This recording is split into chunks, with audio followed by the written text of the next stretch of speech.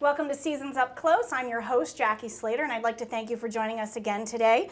We've got a lot of great things to talk to you about, but we're going to start off talking about aging. We have a society where people are just living a lot longer, and what are some of our living options as we get older, if we need special care, assisted living versus at-home care. And so joining me now, I have three wonderful ladies who are going to share some of their information on this topic. Melanie Sevitz from Companions and Homemakers, thanks for joining us. Thank you. Pamala Klapproth is with Seabury at Home, and Renee Bernasconi is also with Seabury at Home. So Renee, I want to start with you. Can you tell me a little bit about Seabury, what exactly it is? It's an active... Yes, Seabury is an active life community. It is an interfaith nonprofit organization.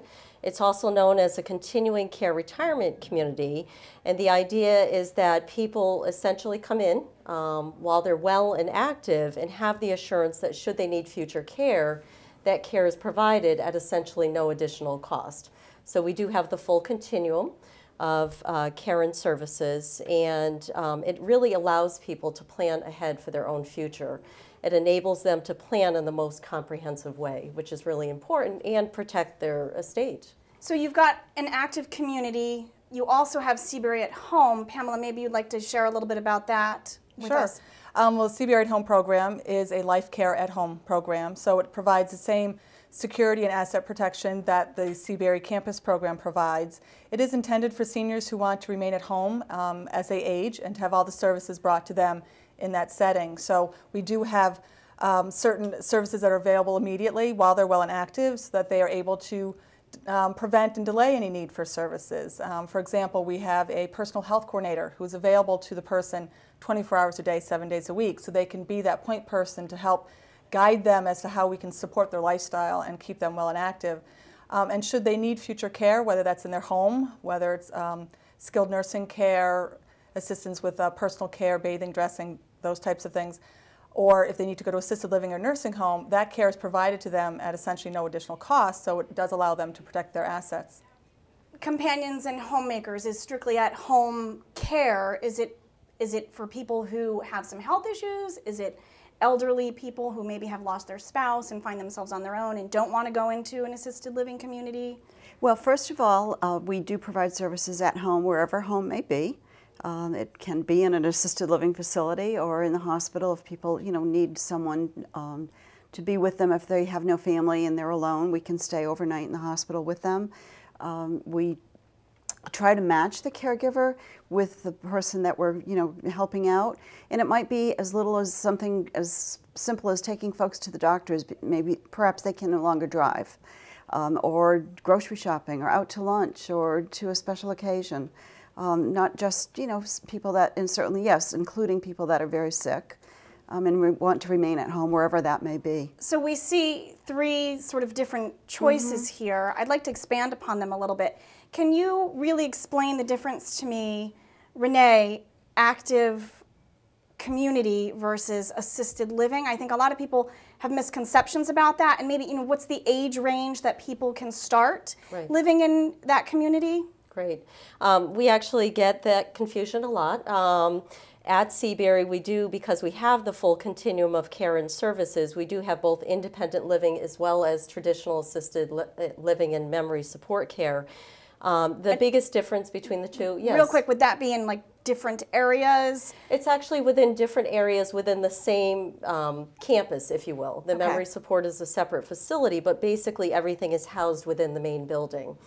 The biggest difference between independent and assisted living on our campus is the fact that for those coming into independent living, they have to qualify both medically and financially to come in. And we look for at least 5 years of independent living. And that is because we are paying for the future care.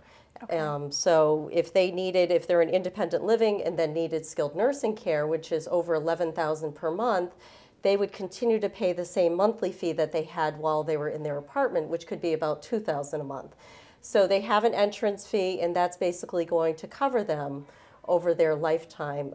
When someone comes directly into assisted living, which can happen at Seabury without an entrance fee, it does mean that they're basically going to pay as they go for the services that they require. So They may come in at a basic or level 1 or 2.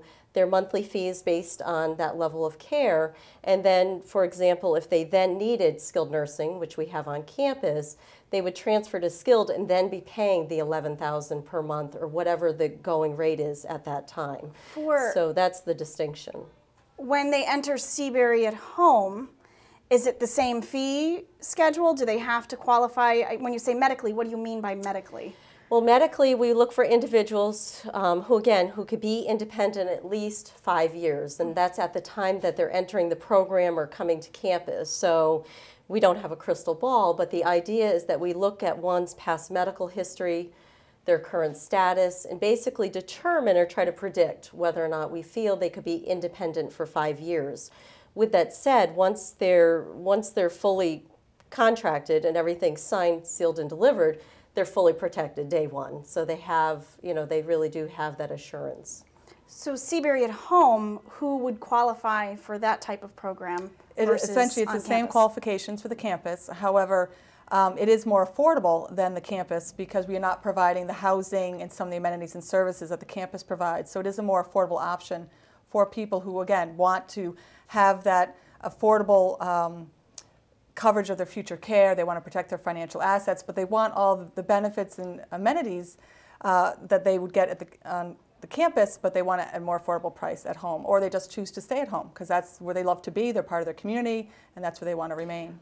Melanie, can you tell me a little bit about what would distinguish companions and homemakers versus, assisted living? I think a lot of people don't fully understand what companions and homemakers is.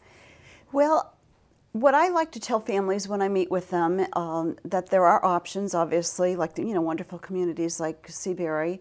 But I tell people to try to stay at home first. Give it a chance. See if it works with help, whether it be a few hours a day, a few hours a week, or live in 24 hours a day. Companions and homemakers offers both options. Exactly. People that can come in daily. Yes. Or also people who are willing to move into someone else's home. Yes. My mom actually had one of our live-ins for 3.5 years. The same lady was with her.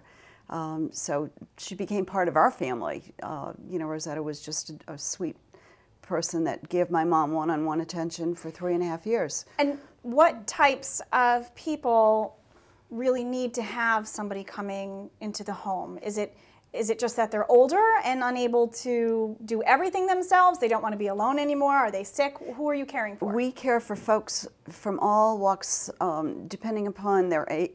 We care for people 21 years of age and over. They might have MS, or they've had a terrible automobile accident that they need some extra care and not necessarily nursing all the time. Maybe just someone to help them clean their home or help them with their bath, showering. We have live-ins that will stay for a temporary time. I have a lady starting tonight. She's being discharged from a nursing home rehab situation, and she'll be just staying with her for a few days until she gets her strength back and feels comfortable being alone. So we're very flexible. No one's locked into any length of time to stay contracted. There's no time limit because we know things change in people's lives. Now, real quickly, as a group, do we notice, is there a trend? Is it more men than women, more women than men? That need the help? Yes. I would say more women. More women need the help. More women. Because they live longer. I was going to say, because we're living longer than men. No offense to the guys out there. Because with Seabury and Seabury at home, the ages are 60 and 62 to come into the program or on campus. People are planning ahead. They understand the need to do that because they're dealing with that with their own parents. So when it comes to life care, we are seeing that more couples are coming in together. The average age, for example, for at home is 72. The average age of entry on campus is probably closer to 75, 76, but in many cases they're coming in as a couple because they've planned ahead. They're coming in sooner while they're still well and able to do so, and then as their needs change, the continuum will be able to manage anything that might come up. Kind of to wrap it all up, would everyone here agree that people really need to plan ahead before we turn 62 and look at what some of our options are, where we might be in life? even genetics and how long people in our families live to really get a better understanding of the options that are available out there. Yes, Absolutely. because I know so many times I take calls from families, whether it be a son or a daughter or the client themselves. Mom's fallen, she's in the hospital, what do? We don't know what to do. We need help right now. They hadn't given it the thought. Right. In the crisis. Yeah. And that's why we enjoy, of course, the life care, because these are the actual people themselves who are planning for their own future.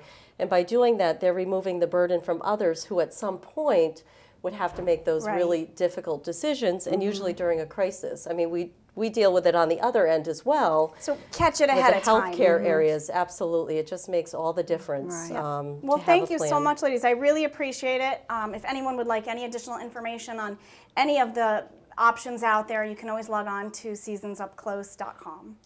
Thank you. Thank you for having us.